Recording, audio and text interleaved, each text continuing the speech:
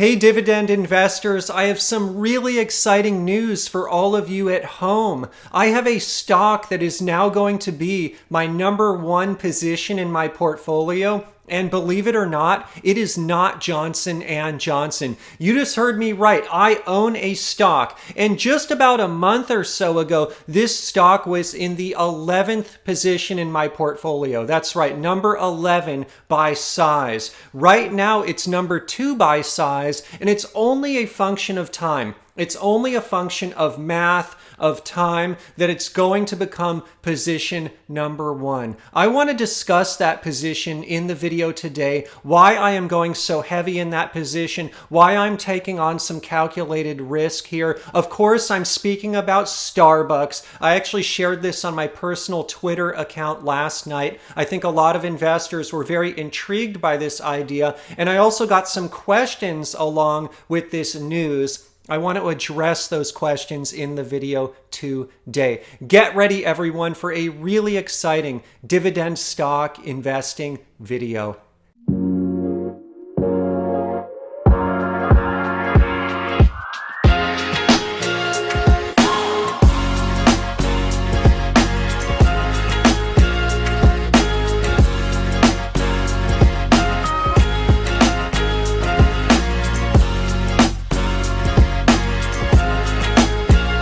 Welcome to PPC Ian. This is dividend stock investing for everyone.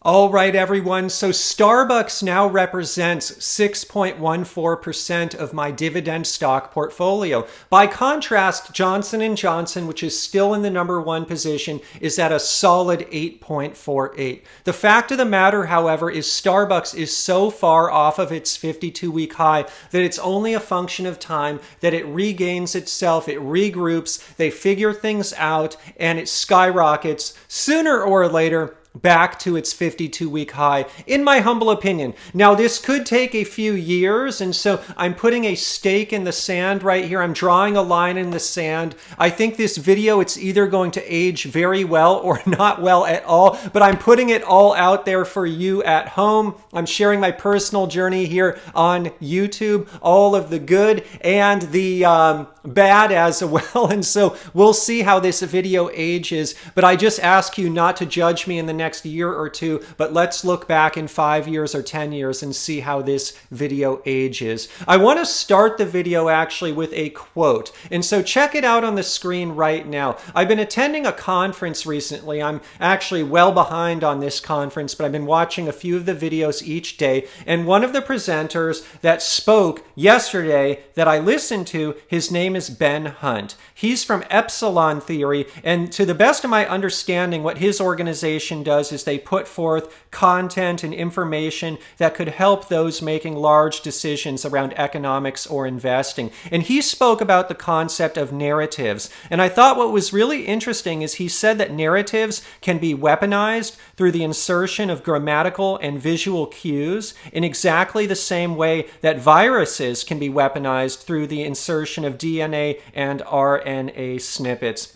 I thought that particular quote was so interesting because I think with Starbucks, there is so much media out there right now that honestly is weaponizing in some ways against the company. There's a lot of negative talk about it. People would make you think that these unions are going to be the end of the company. And some of you may remember I did a video not that long ago, and I expressed my concern, honestly, over the unionization and how that could affect the company. But I also expressed that I thought there could be a solution, which is long-term automation. And I think automation is going to impact most industries out there and make most companies more effective and increase their margins, their production, their capacity, especially in face of a declining working age population. And so I think automation obviously is a possible solution for some challenges that companies may have with personnel. But I took a step back really yesterday when I heard Ben Hunt speaking, because I started thinking, What are so bad about these unions? Quite frankly, it seems like the media is getting so caught up in these, and they're running this huge narrative with these unions as if it were the end of the world for Starbucks investors. But I also started thinking, I received a comment here on my channel. This was from one of my subscribers who's from the Netherlands. Thank you so much, by the way. I don't even remember who it was, but put in the comments below if this was your comment. But he spoke to the fact that over in the Netherlands, in Europe, abroad, outside of the US, it actually seems that unions are very popular, very, very popular, even more so than here in the US. And he was saying that they're actually very effective in Europe, very effective in the Netherlands, and there's nothing to be scared of. And so when I kind of took his comment with this insight from Ben Hunt, it allowed me to take a step back and start thinking, you know what? Whether I'm scared of these unions or not, quite frankly, I think the narrative is overdone.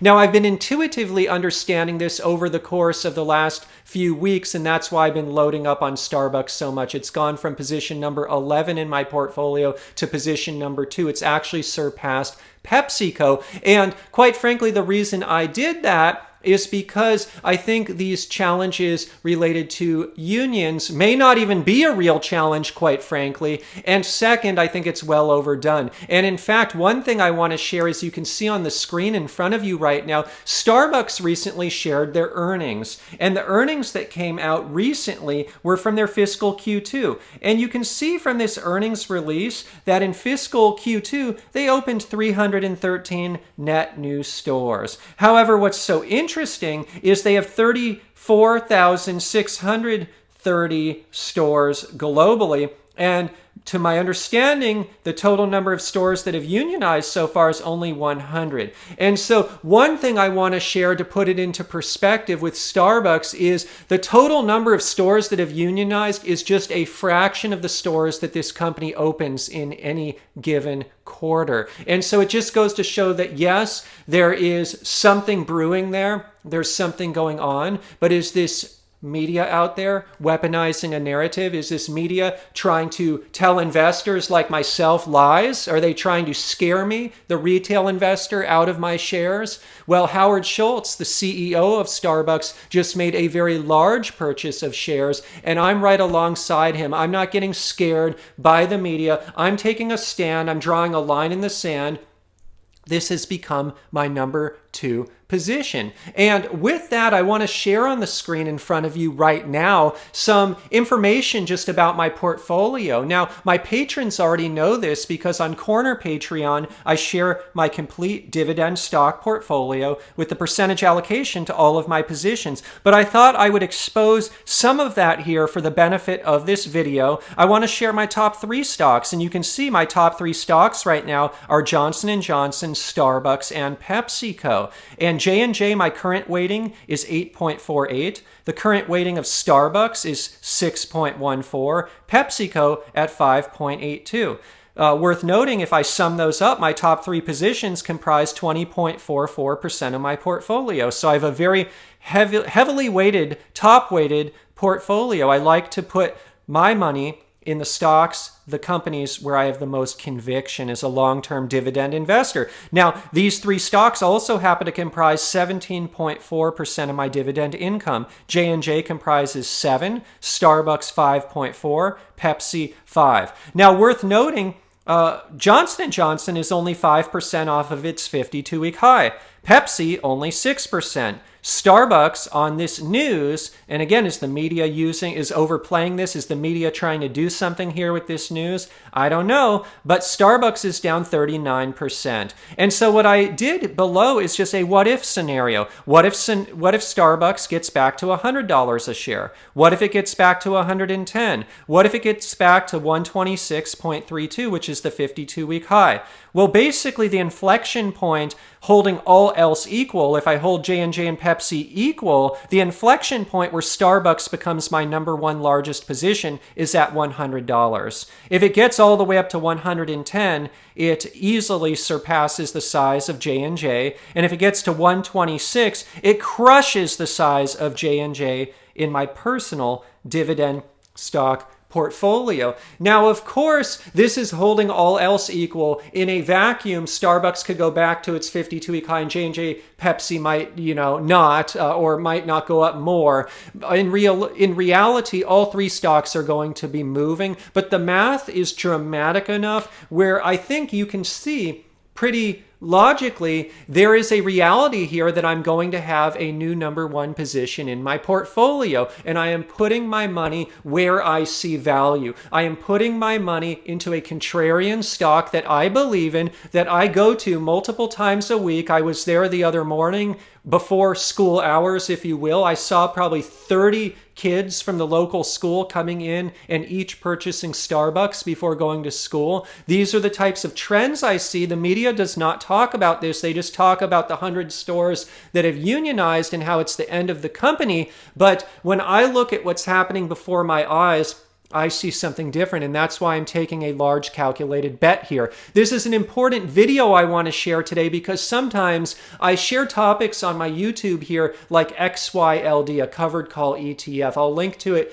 in the description below, in the pinned comment below. That's my last video. People will run with these types of videos, but XYLD only comprises about 0.5% of my portfolio. I want to expose today in this video the big things that I'm doing, the large things that I'm doing in my portfolio, because this is what will make or break me as an investor. And so with all of that, if you enjoy the video so far, I kindly ask you at home to please smash that like button. It really helps me out here with this channel on YouTube. I'm trying to increase the quality and the frequency of my videos here on YouTube. I'm really excited about that, and your support, it really does mean a lot to me. Also, please go ahead and subscribe. I really have a long-standing goal of 100,000 subscribers, and I'm hoping that you can help me get there. And another way you can help me get there is if you tell your friends and family to check out my channel as well. With that, I want to quickly share some statistics from their recent earnings report. As you can see on the screen in front of you right now,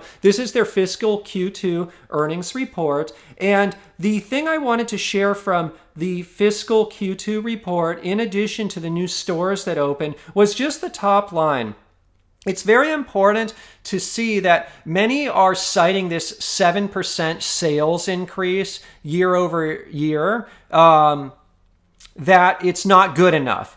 That 7%, it's not good enough. And quite frankly, though, that is being masked by some lockdowns in China. We know in China, when cases of COVID pop up, when cases of the virus pop up, unfortunately, China will lock down their citizens. Obviously, that is affecting sales in China. But if you look at North America and US, comparable store sales increased 12% year over year, and that's driven by a 7% increase in average ticket, 5% increase in comparable transactions. And so this is a really key point as well, that the media may be lying in some ways. They're pushing a narrative, oh, sales are slowing down, and they're slowing down because of all these union problems. But quite frankly, as my friend from the Netherlands pointed out, one, maybe these unions are good for the company for all I know. And two, the only reason the sales are slowing down a bit to growing only 7% is because of some political and health-related policies in China. But I do believe that this shall pass, and we see in North America that sales are very strong. And I also know long-term in China that in China there is going to be so much economic growth from everyone I follow who studies the area closely. Put in the comments below what you think about economic growth in China. If you see economic growth there, especially in the middle class. But my understanding is the middle class are going to have a lot of disposable income, and they're going to use that income to enjoy those types of things like Starbucks. And so that's what I like to hear. Put in the comments below if you're an expert on China. Maybe you even live in China and you understand these topics better than I do. But now that you've just seen how Starbucks is performing, and how when I don't let the media, the narratives of the media bias me and I just do my own research, I'm seeing something different than what the media is telling me, I want to share with you just some statistics as I always do with this stock. So as you can see on the screen in front of you right now, the next thing that I want to share is just how is this thing trading right now? How is the valuation? And the valuation is at trading at a price per share of 76.28.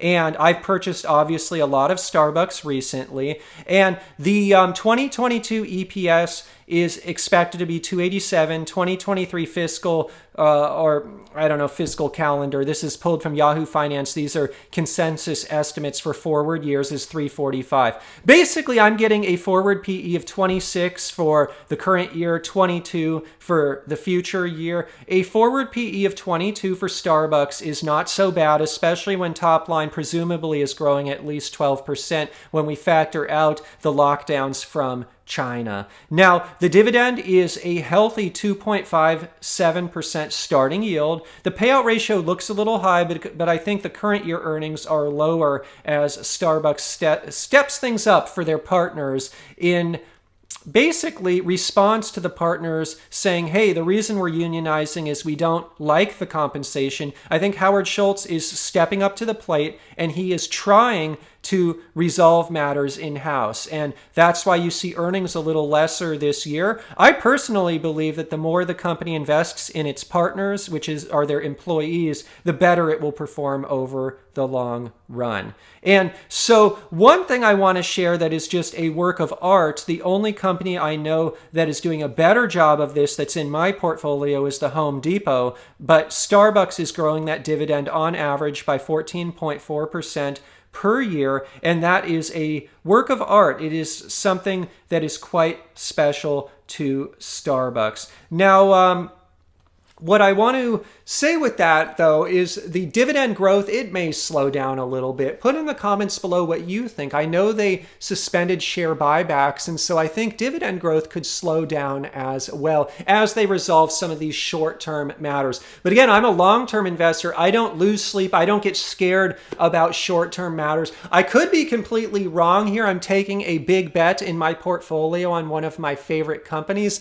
Only time will tell if I'm right. I just ask you not to judge me in the next year or so. Wait at least 5 years to come back and say, hey, Ian, you were either wrong or you were right. But before I leave today, what I want to do is just share a few things on what I like to call thug life investing. I'm a thug life investor. What does that mean? It means a lot of things. I'm not going to get to the bottom of all of it in the video today, but what it generally means is I'm a contrarian. It generally means I'm trying to hack the system and build streams of passive income for myself that I can live off of so that I can bypass the traditional 9-to-5 work environment. I can live off of my dividends. I'm doing something a little bit counterintuitive. The third thing I would say thug life investing stands for is thinking for one's self. It's not always going out and just listening to this narrative that's out there, but it's doing one's own research, listening to one's own heart and one's own intuition. It's doing what one thinks is right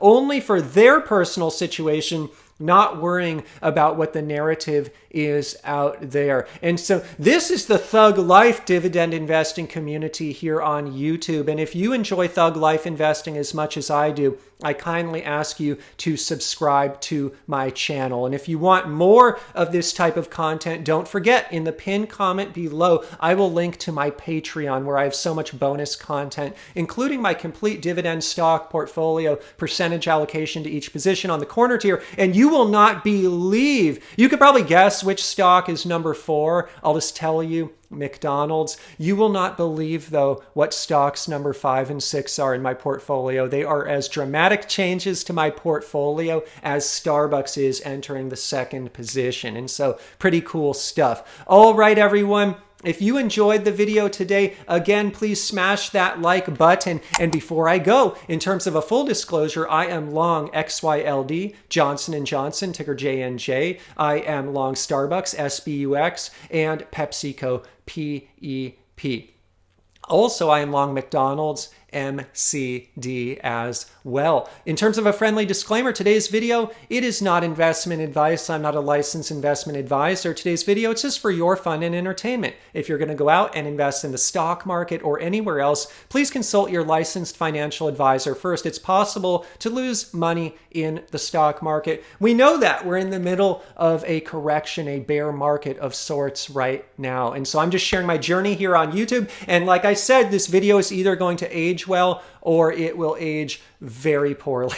We shall see. Before I leave, one of my subscribers asked a question, and he was asking, Ian, how do you rebalance your portfolio? What you see in front of you right now is rebalancing in real time. I wanted to allocate more money to Starbucks because I see value there and I see promise in the company, and I reallocate, I readjust by putting net new capital after certain positions. I do not ever, typically speaking, sell stocks. And that same investor was kind of hinting at the question, Ian, how are you going to get PepsiCo back into the number 2 slot? How are you going to get J&J into number 1? Because obviously over the long term, those I probably want to be in numbers 1 and 2. Well, I will do it the same way I got Starbucks into the number 2 position, soon to be probably number 1. I will deploy net new capital. It may take some time, but I'm already going to get after that right now. And my patrons already see some of that happening in real time. That was a great question, by the way. Again, in terms of a disclaimer, not providing investment advice, just sharing my personal journey here on YouTube for fun and entertainment. I love you all. I will see you in the next dividend investing video.